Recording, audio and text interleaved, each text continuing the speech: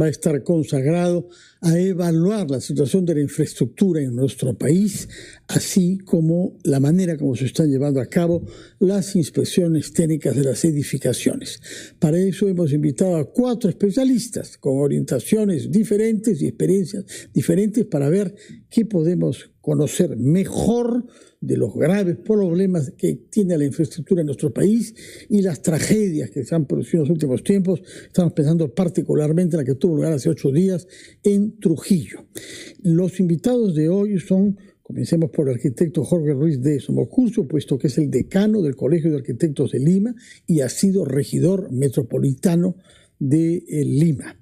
En segundo lugar, la señora Nancy Barrenechea, que es presidenta de la Comisión de Inspecciones de Seguridad del Colegio de Ingenieros del Perú. El economista Carlos Gallardo, gerente general del Instituto Peruano de Economía, que en los últimos tiempos ha preparado un informe sobre la situación de la infraestructura escolar en las escuelas de nuestro país, y nos dirá una palabra sobre eso como expresión de la gravedad y la urgencia de este tema. Y en cuarto lugar, la arquitecta Elizabeth Añaños, quien ha sido viceministra de Vivienda y Urbanismo y directora también de el Programa Nacional de Infraestructura Educativa, justamente que ahora está en la academia. Muy buenos días, gracias por estar acá en sábado por la mañana. Comencemos con el arquitecto Ruiz de Somocurcio, que es responsable de un comunicado que se ha publicado en días pasados llamando a la elaboración y ejecución de un plan de contingencia para Lima metropolitana que dure 3 meses. Explíquenos por qué este plan y de qué urgencia es que ha surgido. Ya. Buen día, Fernando. Buenos días, arquitecto. Gracias por estar acá. Mira, en este momento todo está bajo sospecha, ¿ya? Es decir, y Lima es la plaza más vulnerable. O sea, Lima es la plaza inmobiliaria más importante del país, ¿ya? Bueno, ¿qué es lo que vemos? Lo que vemos es que las cosas se caen solas. Se caen puentes en Chancay, se caen techos de centros comerciales de alta gama, ¿no? ¿Ya? En realidad, yo no pongo la mano al fuego por nada en este momento, ¿ya? Y tampoco la ciudadanía. Entonces, lo que se necesita es un mensaje que de alguna manera dé tranquilidad y tenga por lo menos dé un cierto viso de seguridad a aquello en lo cual usamos cotidianamente, especialmente aquellos edificios de alta concentración de población, ¿ya? Entonces, lo que les plantea con el plan de contingencia, primero, ¿quién defiende la ciudad? El alcalde. El defensor de la ciudad es el jefe de la ciudad, es el alcalde provincial, ¿ya? Entonces yo creo que el alcalde debería tomar esto, ¿no? Hemos conversado con el municipio de Lima, dar un dispositivo municipal, una ordenanza o un acuerdo de consejo de 90 días, mediante el cual sea imperativo que locales que convocan a alta concentración de público pasen por un nuevo certificado de calidad, ¿ya? Un nuevo sí, porque lo tienen el ITSE que es el que hace cada año, una cosa así, ¿ya? Sí. Pero no, tengan un certificado riguroso hecho por los colegios de arquitectos, colegios de ingenieros, que diga que estas estructuras grandes, ¿no? Centros comerciales, centros de convenciones, locales escolares, grandes auditorios, tienen condiciones para estar haciendo la función para la ciudad. ¿Pero por qué tiene que pasar por los colegios y no por los profesionales ellos mismos? Porque los colegios son la garantía. O sea, si cada profesional es tomado individualmente, por ejemplo, ¿qué pasa con los CIMOS, los inspectores de obra? El inspector de obra municipal, que es el responsable del seguimiento, puede ser contratado por la municipalidad o por el privado. Si se contrata por el privado, es juez y parte. ¿Te das cuenta? Es un mecanismo perverso, es insuficiente. Ese mecanismo lo que hace es abona la negligencia, que es lo que yo creo que ocurrió en este caso en Trujillo. Entonces el colegio es un garante, el colegio es como un notario. El colegio garantiza la idoneidad de lo que se está haciendo. Entonces, esa es la propuesta nuestra. Ahora, eso es el ex ante lo que ya hay, ¿no? Luego, lo que habría que ver es dictar normas para que no se vuelva a producir eso. Y eso significa fortalecer todo lo que es la supervisión. De acuerdo, y justamente eso nos lleva a conversar con la ingeniera Nancy Barrenechea, que es la presidenta, como dije, de la Comisión de Inspecciones de Seguridad del Colegio de Ingenieros del Perú. Y lo que quisiera que comience explicándonos es ¿bajo qué circunstancias intervienen ustedes en estas inspecciones? ¿Pueden hacerlo de oficio o tienen que ser solicitados por la municipalidad o por la empresa? Muy buenos días con todos. Mire, el tema de las inspecciones se derivan a través de las municipalidades. ¿ya? Nosotros como Comisión Nacional estamos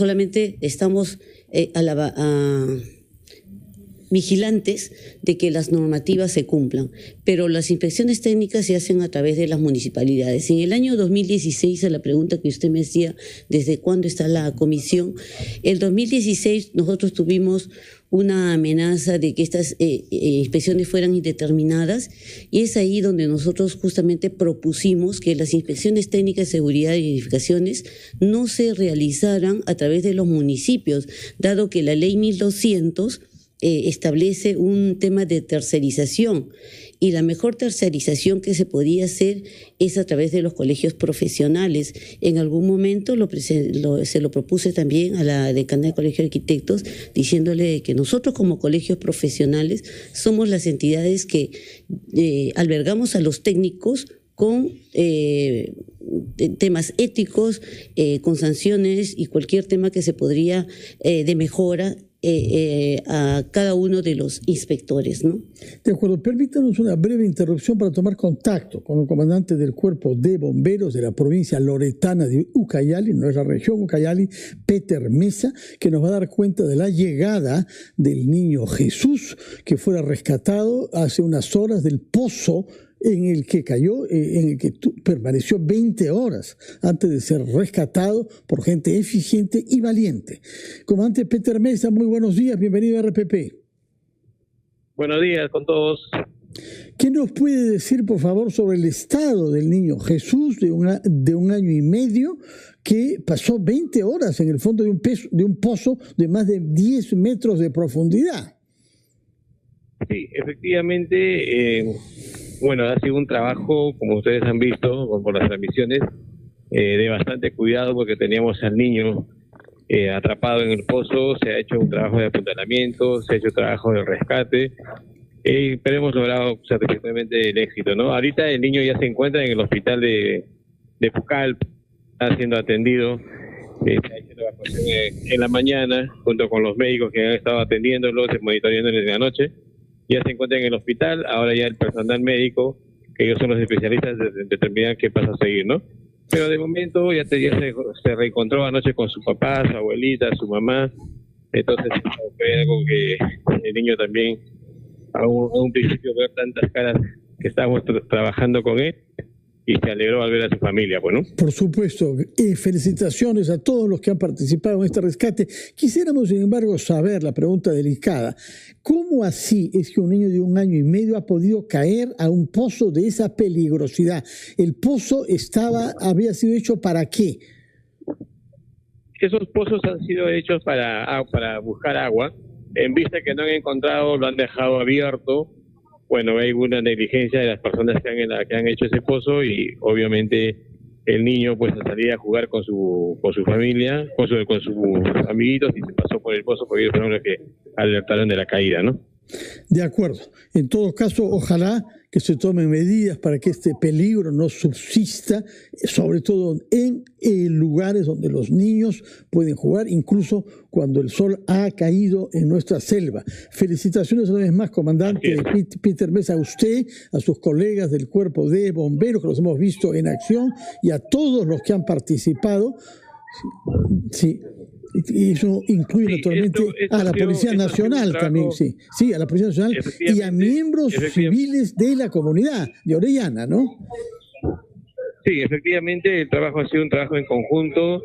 El agradecimiento a la población de Orellana, a todos los muchachos que se han puesto la camiseta para poder hacer la excavación. Han sido muchas horas de trabajo, se le hace el reconocimiento también a la policía que nos acompañó, a la policía aérea también que nos acompañó, nos ha acompañado, a la Marina de Guerra. Ha sido un trabajo en conjunto, un trabajo mancomunado, para poder lograr un objetivo positivamente, ¿no? ¿Cómo se escogió, comandante, a la persona que debía bajar con una cuerda para rescatar al niño? El trabajo, prácticamente toda la excavación que se iba reduciendo a un espacio pequeño.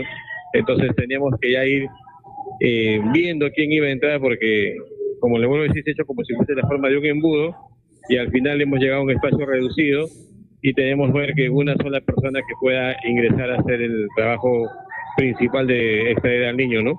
Bueno, felicitaciones para él también. Es un trabajo naturalmente difícil y peligroso descender a tanta profundidad en un pozo con esas características de embudo, como usted dice. Muchas gracias, comandante Peter Mesa, y transmite a usted nuestras felicitaciones a todos los que han participado, incluido, como usted lo ha apreciado, también a los miembros de la Marina de Guerra del Perú. Que tenga usted muy buenos días y dele un abrazo de parte de todo el equipo de RPP al niño rescatado. Gracias al coraje y el profesionalismo de bomberos y otros funcionarios del Perú. Vamos a hacer una pausa, retomamos nuestra conversación con los 4 invitados acá respecto de las inspecciones a las edificaciones en nuestro país.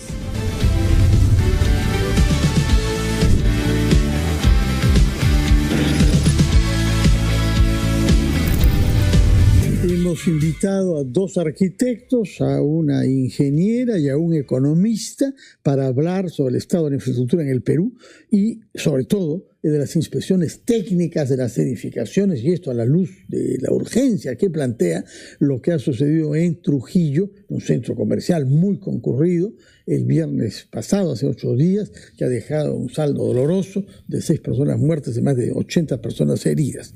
El turno es de la señora Elizabeth Añaños, quien ha sido viceministra de Vivienda. O sea, conoce el tema desde el punto de vista global, nacional, así como los reglamentos para permitir que se construya y para que se dé seguimiento a la calidad de lo construido.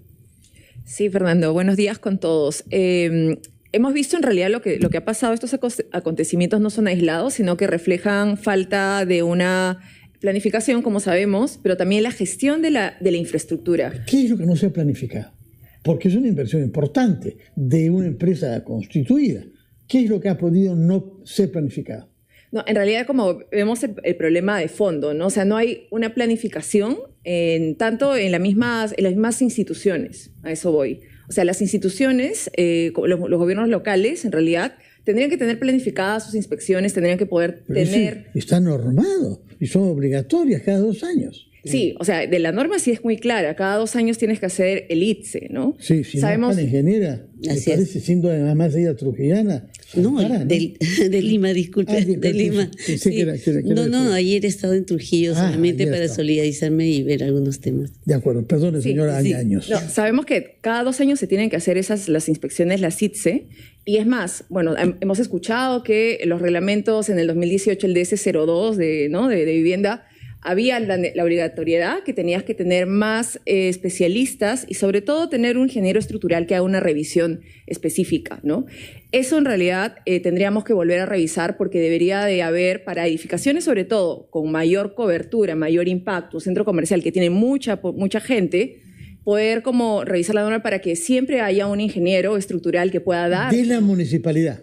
Siempre es en la norma es responsabilidad y competencia de la municipalidad, ¿no? Siempre es competencia. Y ahora en las municipalidades, en virtud, si es que la he comprendido bien, de una ley del año 18, se ha flexibilizado y se ha prescindido de la obligatoriedad de un ingeniero estructural para las inspecciones que la municipalidad hace. Exacto. Entonces tienen que contratar a alguien. Exacto, tienen que contratar. No, el tema es que antes te decía que tiene que sí o sí tener un ingeniero estructural. Desde el 2018, el DS02 te dice que puede ser cualquier tipo de ingeniero o un arquitecto. Cualquier tipo de ingeniero. Un ingeniero eléctrico o sanitario. Exacto. Va a hacer una revisión de temas estructurales.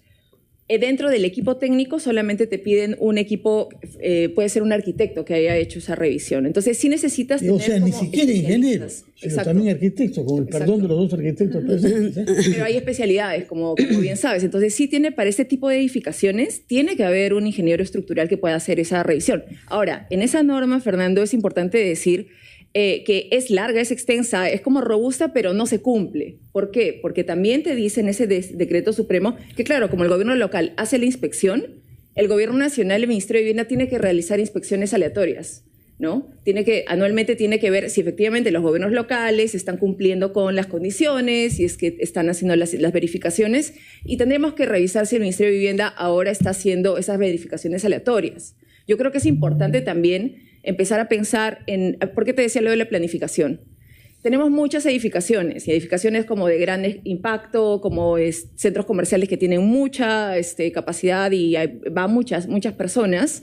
Esas edificaciones sabemos que un gobierno local no necesariamente tiene las competencias. Entonces, en esas edificaciones, ¿por qué no planificamos y vemos qué edificaciones son estratégicas, en donde se necesita como una revisión adicional, una revisión en donde entre el gobierno central también, y para capacitar también más y darle más competencias a los gobiernos locales, ¿no? Lo que estoy diciendo es, existe una norma, no se cumple, sí, se flexibilizó en el 2018 y debería ser obligatorio un ingeniero estructural, pero también hay controles, ¿no?, en la estructura del gobierno local, el gobierno central, que no se están cumpliendo, ¿no? Entonces tiene que haber un trabajo más conjunto, una participación, una verificación, mejorar las capacidades de los gobiernos locales para tal. Vamos a ver qué nos dice el economista. Ha llegado la hora del estudio de los costos y si la inversión es adecuada.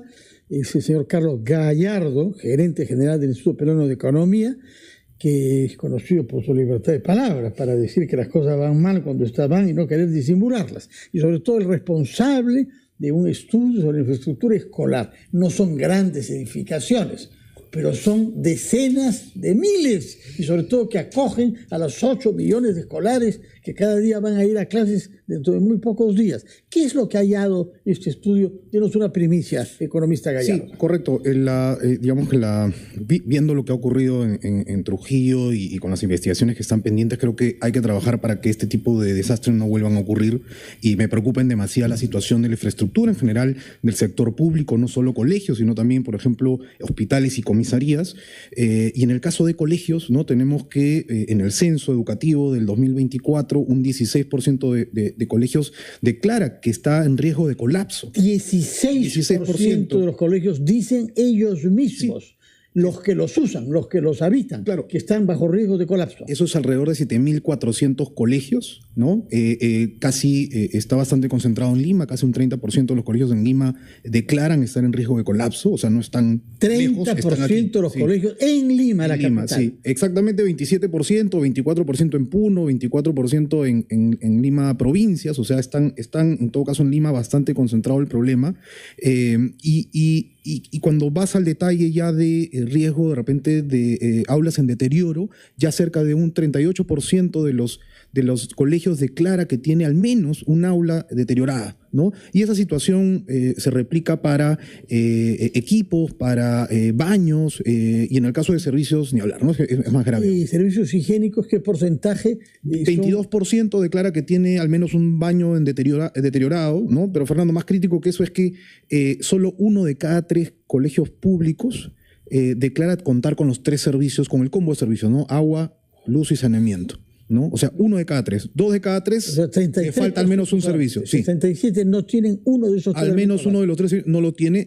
Y no es un tema de dónde está el colegio, porque cuando vas a los privados en la misma región están por encima del 90% en cuanto a contar con los servicios. Es un tema que los privados de esas zonas desfavorecidas están en una peor situación que los públicos. No, están mejor. O sea, yo lo que te digo es que no es que sea de repente tú digas, no, es que de repente en ese distrito no hay agua, no hay luz, ¿no? Pero los colegios privados de la misma región sí los tienen, casi la totalidad de colegios cuentan con los... De los mismos barrios. De los mismos de regiones. Y son colegios que en general cobran una pensión barata, ¿no? Sí, si se trata de los sectores yo creo que menos favorecidos. Y ahí, ¿no? Algo clave, y seguro que Elizabeth puede ahondar más, pero es que las entidades públicas no pasan por la licencia del ITSE, por ejemplo, ¿no?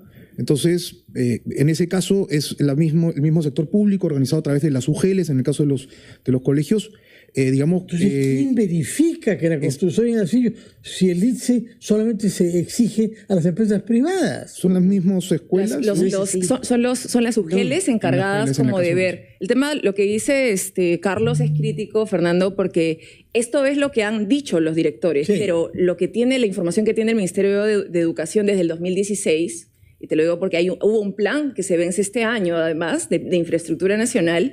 Se hizo un censo con el Banco Mundial, se hizo todo un estudio, y de ahí dice que el 42% está para demoler y 20% adicional para reforzar. Entonces, por eso ¿Cuánto para demoler? 42%. O sea, más. Peor la cifra que la que daba el economista. No, más que el 16%. Tampoco benigno. Entonces soy economista Gallardo, porque habla más del 40%. Bueno, una pregunta antes de ir a la pausa. Esos colegios que ustedes han inspeccionado y de los que los están aportando estos datos horribles, ¿tienen cuántos años de ser construidos? Digamos, es bastante, sí. No tengo el número exacto de la edad. Años. 40 años. ¿40 años? Sí. En realidad las edificaciones están mal por 3 condiciones. Vigencia, o sea, después de 40 años las edificaciones tienen que cambiarse. Cambio, norma sismo resistente y autoconstrucción. Pero la mayor parte de las escuelas en el Perú y en Lima metropolitana datan de los años 80. Por lo menos. Sí, diría 40 yo, años. sí. Hay, en en realidad, en ese, Hubo periodos después en los que se construyeron muchas escuelas. por autoconstrucción. Por misma ejecución de los directores, que estamos hablando de una cantidad muy alta, Fernando. Bueno, todo esto no hace sino reforzar nuestra necesidad de escuchar al arquitecto Ruiz de Mocurcio respecto del plan de contingencia que está planteando, puesto que lo que pretende es una visión global del estado de las edificaciones en Lima metropolitana, que es lo que le compete en el colegio al cual él es decano, pero que se podrá naturalmente aplicar a todo el territorio. Vamos a conversar con él primero y luego nosotros 3 invitados. Después de una pausa nos permite escuchar los titulares de la media hora, así como a los anunciantes de RPP.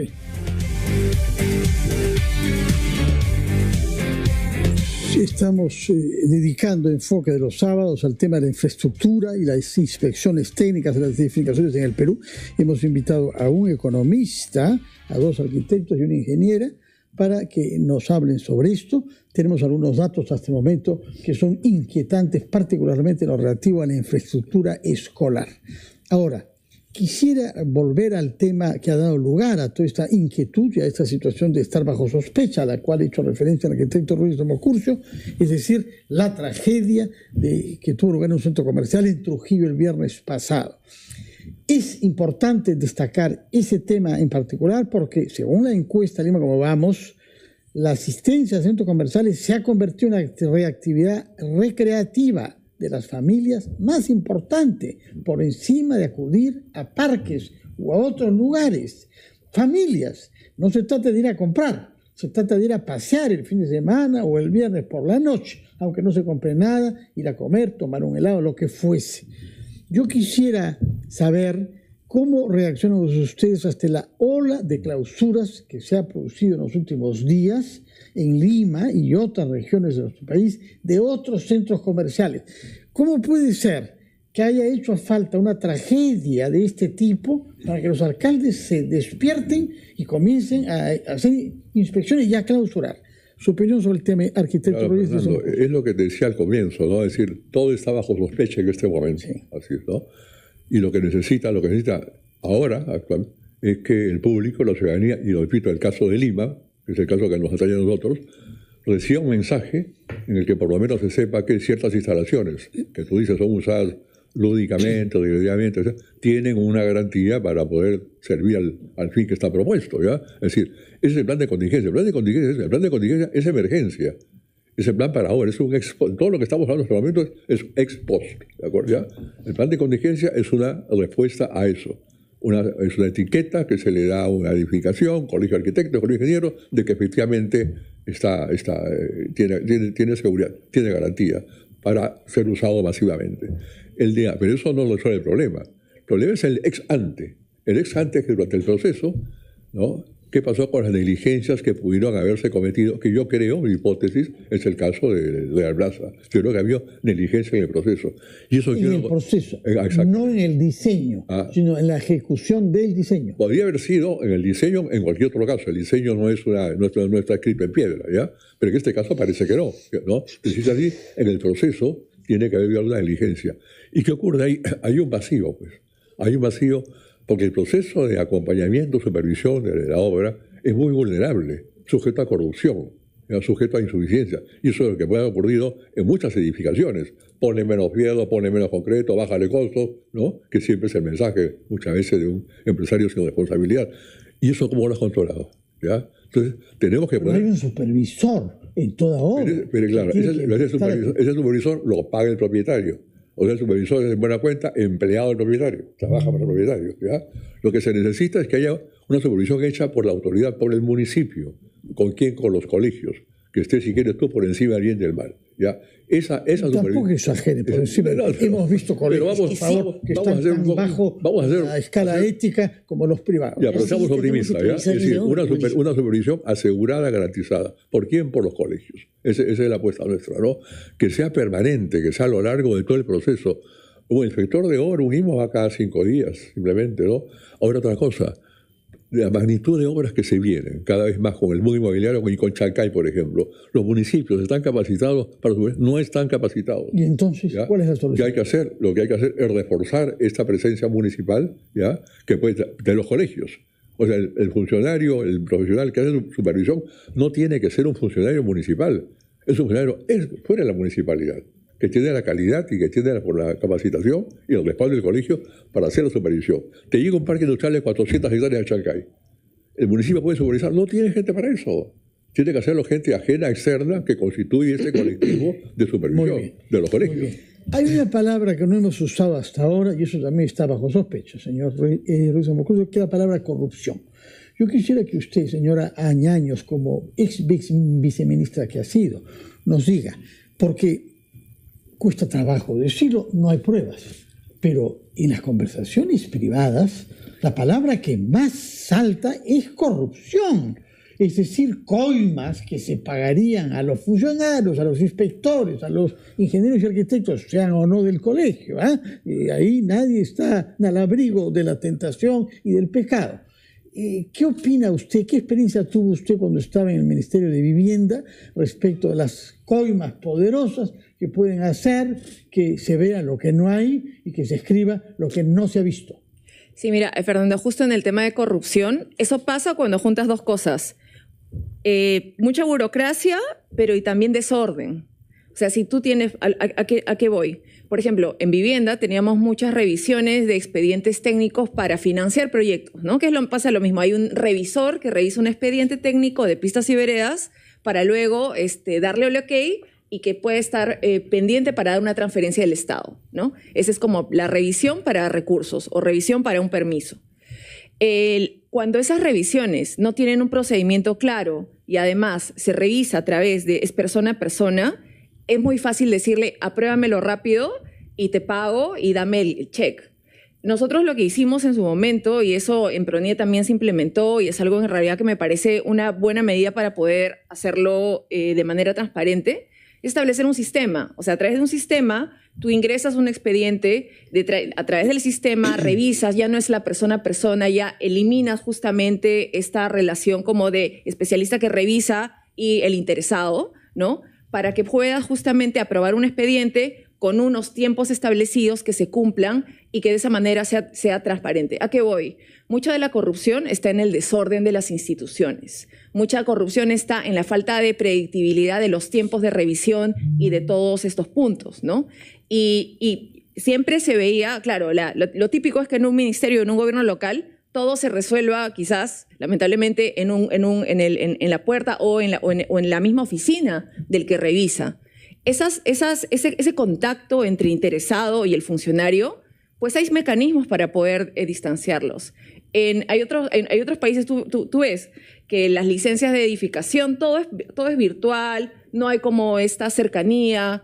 Hay en muchos países... No, virtual no, hay que asistir y ver la obra. Sí, no. Los ojos. El proceso de revisión, obviamente hay inspecciones físicas, pero todo eso está registrado, a eso voy, ¿no? Sí. Entonces, a lo que voy es... no se registra. O sea, esos expedientes, por ejemplo, del colapso del Real Plaza, se supone que en septiembre se hizo una inspección. Sí. Debería ser fácil para cualquier ciudadano. Hay un documento de noviembre que el ingeniero constructor estructuralista quiso volver a leer y le han negado el derecho porque están incautados por la Fiscalía. A las pocas horas la Fiscalía incautó toda la documentación de la municipalidad. Claro. O sea, en principio ahí se podrá ver quién firmó. Exacto. Qué. Sí. Ese documento es clave. Por eso digo que la transparencia en todos los procesos, obviamente las inspecciones son físicas y todo, pero yo hablo sobre la trazabilidad, ¿no? Tener tiempos y transparencia. Sí. Vamos a hacer una pausa después de la cual le vamos a preguntar a la señora Barrenechea, que ha visto el expediente, ya nos dirá de qué año, porque la construcción creo que es del año 15. Y usted nos ha dicho que ha comenzado a trabajar en 16, pero en fin, ya nos explicará cuándo vio ese expediente. No, le aclaro. Nos lo dirá después de la pausa y nos contestará también sobre el tema, el desafío de la corrupción, que está en la base de muchísimas de las cosas que pasan en nuestro país. Vamos a hacer una pausa y retomamos el tema con la señora Nancy Barrenechea, presidenta de la Comisión de Inspecciones de Seguridad del Colegio de Ingenieros del Perú.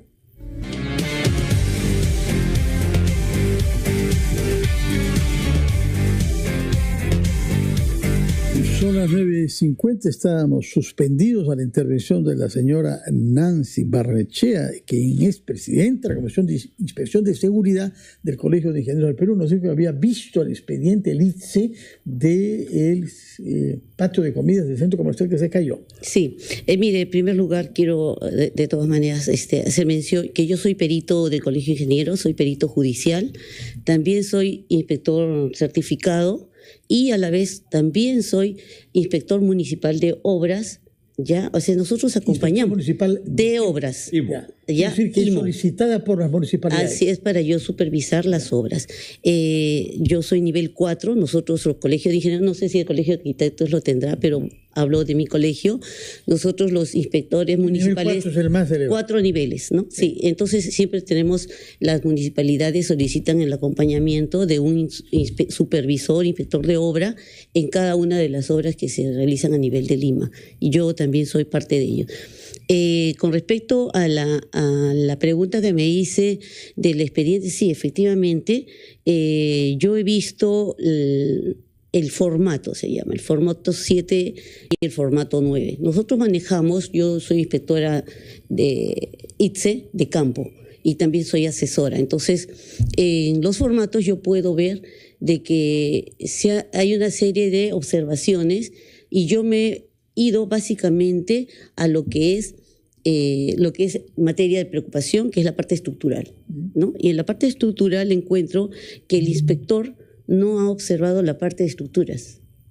Ya no... El inspector. Sí, no ha... Cuando se entregó la obra el año 15-16. No. Estamos hablando de la hora... Usted me está hablando de los formatos, sí. Porque qué es lo que se encontró en el momento de la inspección. Porque si yo voy ¿Qué inspección? Porque han habido... A ver, primero vamos a enfocarnos un poquito.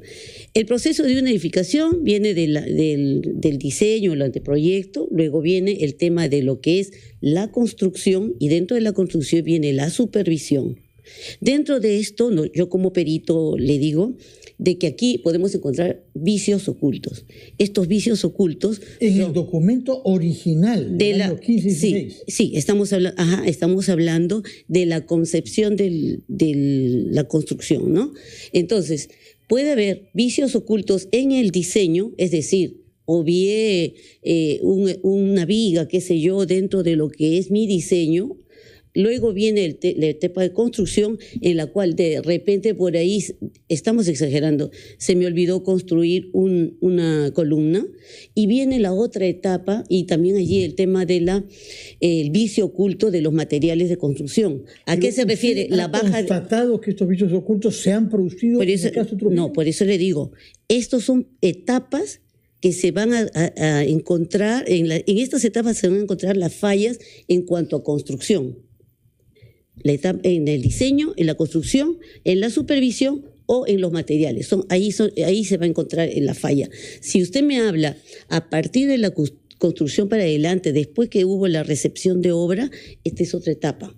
Es la etapa ya de mantenimiento. En toda etapa hay, por una parte, durante la construcción, supervisores y después inspectores como usted, así que es. Están entrenados para que no les pasen desapercibidos los vicios ocultos. Así es. Y por eso está los peritos en estos momentos. Yo el día de ayer estuve en Trujillo viendo la acción de los peritos. Entonces ahí viene la acción del perito, en la cual va a solicitar los expedientes. ¿Usted estuvo presente como perito? Yo estuve presente como Comisión Nacional ITSE para ofrecernos a dar solicitada por la Fiscalía. Como veedores, ofrecernos como veedores y estar al alcance de ellos para cualquier duda. ¿Pero quién la ha solicitado? ¿Quién le ha permitido que accede al lugar de los hechos que está? No, nosotros, como le digo, nosotros hemos ido a ofrecernos para que si requieren nuestro apoyo, como nadie les ha hecho todavía saber. No. Entonces, ¿hay otras personas competentes como usted o porque no quieren tener personas competentes? Bueno, nosotros nos ofrecíamos porque lo que pasa es que muchos pueden hablar del tema, pero una cosa es que lo sepas por lectura y otra cosa es que lo sepas por campo. Perdóneme si le hago una pregunta bien concreta. En algunos medios de comunicación se han mostrado fotos de pernos y material de acero oxidados en 10 años. Si eso era el caso, no puede comprender. Esa es la parte de mantenimiento. Sí, bueno, no, porque puede ser cuáles se han usado. ¿Cuáles son estos pernos que se han usado? También, claro. Pernos de la mayor calidad, de acuerdo a lo que el ingeniero de alta resistencia. Así Tiene que ser de tal calidad y con tales porcentajes en su composición. Así es. Usted no sabe si esos pernos y otros materiales metálicos son verdad que han sido hallados ahí. Pues eso fotos, pero eso se va a encontrar en la etapa del peritaje. Ya comenzó, claro. Bueno, eso se va a encontrar en la etapa de peritaje. Si se incorpora usted al peritaje, regrese el próximo sábado, por favor, para darnos información. Señor Gallardo, yo quisiera que el economista nos diga una palabra sobre la corrupción. Ustedes están acostumbrados a producir cifras y porcentajes del daño que eso causa a nuestro país y al funcionamiento de las instituciones. Sí, yo creo que hay una coincidencia en que hay una carencia de capacidades en los municipios, estas competencias para el otorgamiento digamos, de las licencias de edificación y posteriormente las de funcionamiento que involucran una serie de pasos, ¿no? Están en manos de los municipios, ¿no? Entonces, si hay una coincidencia en que carecen de las competencias necesarias, los equipos necesarios, coincido en que es necesario fortalecer estas competencias, pero la verdad que cuando carece una entidad pública de esas competencias, hay mucho más espacios para la corrupción que le cuesta al país excesivos millones de soles, ¿no? Y entonces yo creo que temas como esto de riesgo y seguridad no deberían estar probablemente descentralizados a nivel de los 2.000 municipios. Creo que esto requiere un fortalecimiento, pero pensemos también a qué nivel, ¿no? Y quiénes pueden hacer responsables de manera con este fortalecimiento de equipos, con la participación de los colegios profesionales, para que pueda hacerse un mejor trabajo de supervisión, no solo sobre los centros comerciales o las infraestructuras privadas.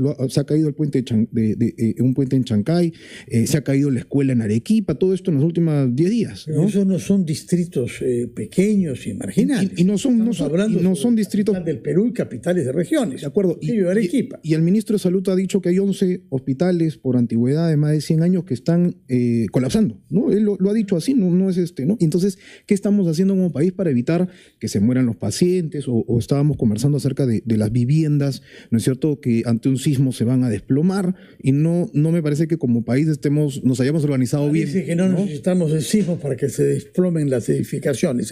Hay que añadir a la percepción de estos fenómenos lo que está pasando con el aeropuerto internacional, una nueva postergación. Aparentemente nadie se había dado cuenta que habían exigencias básicas que no habían sido respetadas y que estábamos camino al 30 de marzo, sino que se llama técnicamente el BMS preparado, de manera que hay ahí disfuncionamientos al más alto nivel y con inversiones que son emblemáticas de nuestro país. Nos queda poco tiempo, yo quisiera que cada uno de ustedes tenga palabras finales en 30 segundos, comenzando con el arquitecto Ruiz de Somocurcio, que ha insistido no solo en la corrupción, sino en la informalidad. Así es, Fernando. Yo agregaría el éxito que estás tú subrayando: corrupción de un lado, pero informalidad de otro, que es gravísimo, ¿no? Es decir, entendemos la formalidad ya no ahora como una realidad paralela a la formal, que hay que formalizar, sino la informalidad ha penetrado la formal. ¿En qué se nota eso? En el sistema de decisiones, en los sistemas de calificación, en los sistemas de revisión, todo. Mira, que se haya caído el Real Plaza es una vergüenza. Esta construcción sencilla, simple, 1.700 metros cuadrados, un techo abovedado, no tiene por qué caerse, ¿ya? Es una vergüenza que ha ocurrido en el camino a procesos que se han informalizado, ¿no? Que en lugar de seguir el protocolo que ya está establecido, han incurrido en negligencias. Tomamos nota entonces de eso y veremos si su idea de un plan de contingencia para Lima metropolitana por lo pronto es aceptado o no. Señora Añaños. Sí, yo creo que es importante ahora. Hay mucha infraestructura que está en riesgo, pública, privada, etcétera, y hay mucha demanda. Entonces, lo que hay que hacer es priorizar. O sea, ¿cuáles son esas estructuras que sí o sí tienen que darse mantenimiento, fiscalizarse más, poner todos los recursos para poder ponerlas bien, qué escuelas, cuáles son esas 100 escuelas. En este caso, en el del Centro Comercial Trujillano, acababa de pasar su ITSE, en el mes de noviembre. El documento, no sé si lo ha podido ver, es de noviembre, de hace 3 meses, y se le decía todo bien. Claro, pero ahí, por ejemplo, hay que ponerle más recursos en nivel de capacidades. O sea, en ese caso, lo que hablábamos, un gobierno local no tiene esas capacidades de un buen equipo de fiscalización, que hayan ingenieros estructurales que revisen todo. Hay una falla en el procedimiento, si es que ha sido. ¿Qué pasaría si aún con las mejores capacidades seguimos teniendo documentos falsos como este? Pero ahí ya viene la corrupción, por eso hay que tener control concurrente, o sea, tiene que haber muchos ojos viendo estos muchos espacios. Ojos de gente que no sean amigas entre sí. Exacto. Señora Barrenechea, palabras finales, por favor. Sí, mire, la seguridad no puede ser politizada. Las municipalidades ven este tema de las inspecciones técnicas como un tema político, a veces pueden considerarlo útil para levantar sus bonos, pero acá la seguridad tiene que volver, es de mi parecer, a defensa civil como un tema de, como dice, tarea de todos, una responsabilidad en forma paralela con los colegios profesionales.